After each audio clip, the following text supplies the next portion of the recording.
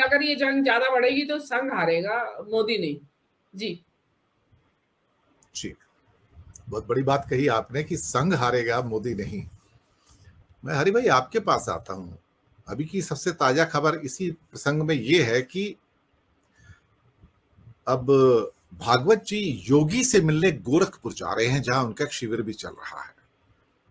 और योगी से मिलना महत्वपूर्ण इसलिए क्योंकि योगी को दरअसल मोदी शाह के कैंप के बिल्कुल अपोजिट माना जा रहा है और दोनों की आपस में जंग है।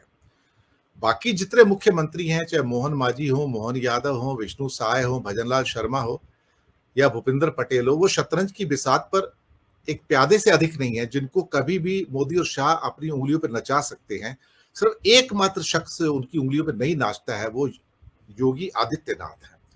और उनकी यही प्रॉब्लम है कि ये इंसान हमारी उंगलियों पे क्यों नहीं नाचता है।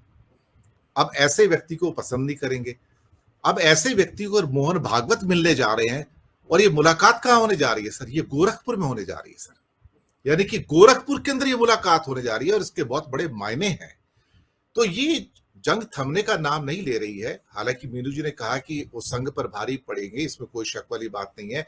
लेकिन मोदी ने एक डेयरिंग और भी की थी कि संघ परिवार के सामने एक मोदी का परिवार भी खड़ा कर लिया था, यानी कि अपनी मोदी का संघ अलग खड़ा कर लिया था, जो संघ को बर्दाश्त नहीं हुआ था कि तुम, मैं कुछ नहीं हूं, सब कुछ तुम बन गए हो। इसका मतलब ये दिक्कत तो है, तो कॉन्फ्रंटेशन है। क्या कहते हैं ना, जिन जब बोतल में से बाहर निकल आए ना तो बहुत तकलीफ होती है। सिवाय इसके कि अभी क्या होने वाला बोल नहीं सकता मैं, लेकिन संघ बहुत पावरफुल है, इसमें कोई शक वाली बात नहीं है। और वो व्यक्ति को टॉप नहीं मानता, वो उच्च नहीं मानता, वो संगठन को मानता है। ये आपको इस पूरा परिदृश्य, सारा का सारा सीन कैसा नजर आ रहा है हरि भाई?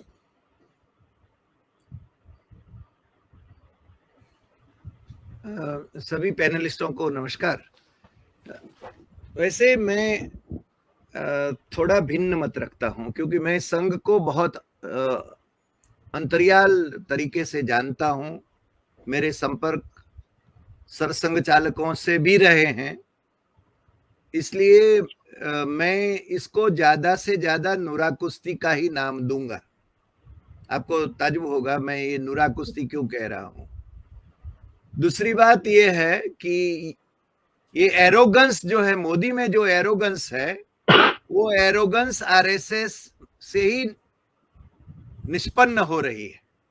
आरएसएस के किसी भी कार्यकर्ता से आप मिलिए, यानी वो तो स्वयंसेवक यूज करते हैं शब्द प्रयोग, या किसी अधिकारी यानी ऑफिस बेरर से मिलिए, उनमें ही उनकी भाषा में एरोगेंस आपको हमेशा दिखाई देगा।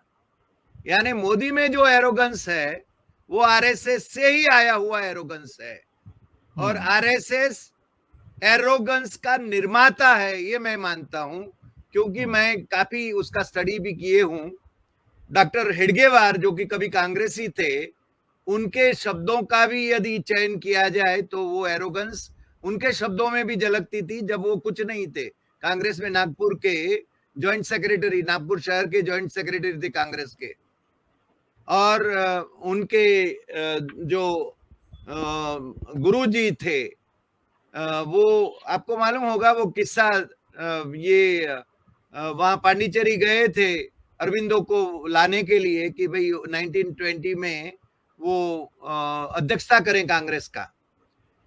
तो मोदी में जो एरोगेंस है वो अमित शाह में एरोगेंस है, वही एरोगेंस हर हर हर स्वयंसेवक में है, ये मैं मानता हूं भली भांति। आपको शायद ही कोई विनम्र आदमी मिलेगा आरएसएस में, विनम्र आदमी, और विनम्र मिलेगा यदि तो भी वो छद्मवेशी होगा। आप अटल जी को और आडवाणी जी को तुलना करेंगे तो आडवाणी की एरोगेंस आपको बहुत लगेगी, अटल जी आपको सॉफ्ट लगेंगे, मगर अटल जी भी तो स्वयंसेवक ही हैं। यानी ये एक बात मैं करना चाहता था।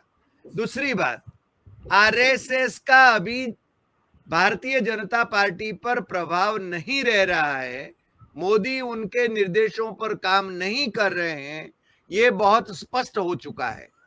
मोदी अपने आप को आरएसएस समझते हैं, और इसलिए नागपुर, मान लीजिए मोदी जी रात्रि निवास करे राजभवन में, न तो डॉक्टर मोहन भागवत उनसे मिले, न उनकी अपनी काबीना के मिनिस्टर नितिन गडकरी उनसे मिलने के लिए गए, मगर नितिन गडकरी भी स्पाइनलेस क्रीचर है। मैं कहता हूं बहुत अच्छा आदमी है, बहुत अच्छा परफॉर्मर है, मगर उसमें कोई हिम्मत ही नहीं है।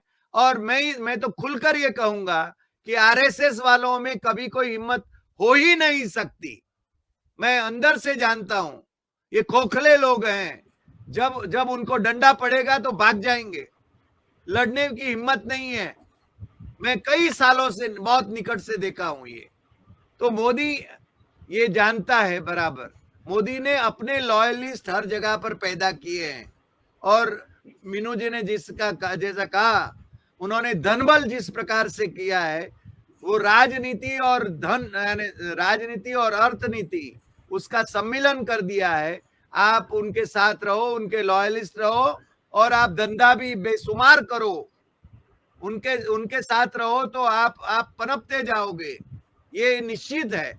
ये आप उनके लॉयलिस्ट, कोई भी लॉयलिस्ट हो, सामान्य कार्यकर्ता हो, वहां से लेकर वाराणसी में जो धंधा करने के लिए गए हैं गुजराती, जिनका एक रिएक्शन भी आ रहा है वाराणसी से, वो उन तक आप पहुंच सकते हो। तीसरी बात, ये डॉक्टर मोहन भागवत का निवेदन ये भी उन्होंने अनुकूल समय पर ही दिया है। क्यों भाई, चुनाव के पहले क्यों नहीं दिया?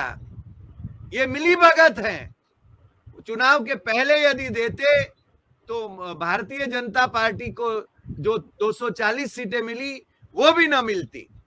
मगर ये मिलीभगत है, वो अपना प्रभाव चाहते हैं भारतीय जनता पार्टी के ऊपर और सरकार के ऊपर, और इसलिए वो सब निपट गया। उसके बाद में ये कहते हैं। दूसरा, ये एक नए जो मुस्लिम प्रेमी निकल पड़े हैं, जिनका नाम कई टेररिस्ट एक्टिविटीज में भी आया, इंद्रेश कुमार। मैं तो उन्होंने जब स्थापित की और अपने पत्रकार शिरोमणि पद्मश्री मुजफ्फर हुसैन के साथ मैं उनसे मिला भी था, तो ये तो एक छद्मवेशी हैं ये लोग, और उनका मुस्लिम प्रेम नहीं है। आरएसएस की स्थापना मुस्लिम द्रोह पर हुई थी नागपुर में, मुस्लिम गुंडागिर्दी पर उसके खिलाफ हुई थी, ये भी जानते हैं। गुंडागर्दी या तो क्रिमिनल एक्टिविटी में हिंदू हो या मुसलमान हो, उनके सामने एक्शन लिया जाना चाहिए। मगर ये इंद्रेश कुमार वगैरह तो हिंदुओं को बचाओ क्रिमिनल एक्टिविटी में इन्वॉल्व है तो, और मुसलमानों को घसीटो अंदर, ये काम करने वाले लोग हैं।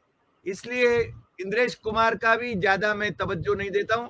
मगर हाँ, डॉक्टर भागवत जो बोले हैं वही बात आगे बढ़ेगी आरएसएस में, वही शब्द प्रयोग होंगे, अहंकार की बात वही और लोग चलाएंगे, वही नीचे तक परकोलेट होगी। मगर आपको मालूम होगा कि ऑर्गेनाइजर के एडिटोरियल में एक बार लिखा गया था पिछले दिनों कि मोदी का करिश्मा और हिंदुत्व के नाम से अब भारतीय जनता पार्टी जीत नहीं सकती। ये बहुत स्पष्ट था, और बावजूद इसके मोदी अपने आप को बहुत बड़ा समझते हैं आरएसएस से भी, हालांकि वो आरएसएस से बड़े कभी नहीं हो सकते।